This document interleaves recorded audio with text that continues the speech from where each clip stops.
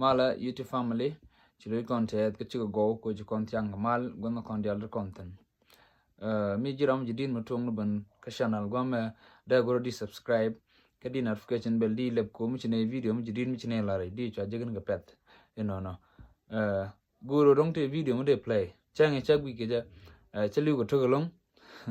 guru te bu konto ku chito ge cha dol ne de kono nyakel maybe don't kai ni jek yeah guru ja ba nyodji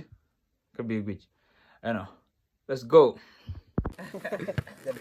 jin te kang mi chikon ko ka jai mai ka la ka gez ka bongo ka jai mai ka la ma shiro ko le shek sun da do te sa na ba kan ga faturol ko allu ape ka ko daro te chi ben bi kan wo kan wi ka ba gwa mi chi kan go jo da jong nang ka jal ko ma ta na ba kan ka faturol polo long kan go jo da ta na ba kan nang ke da tang da jong nang ba ka jan an ma do de lu ti mo re ka gan ma dar ka ga ta kon do de min chi wa do de do jo yor to ta pin kan to ta ba kan da pin du ne na per ga jam kon gan te de do li wo do je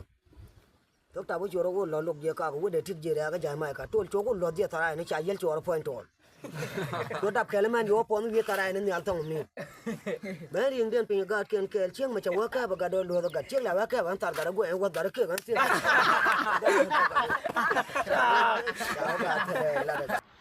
goran chiang ben ya nung video ma ken chup kiji biana nong gadan big witch no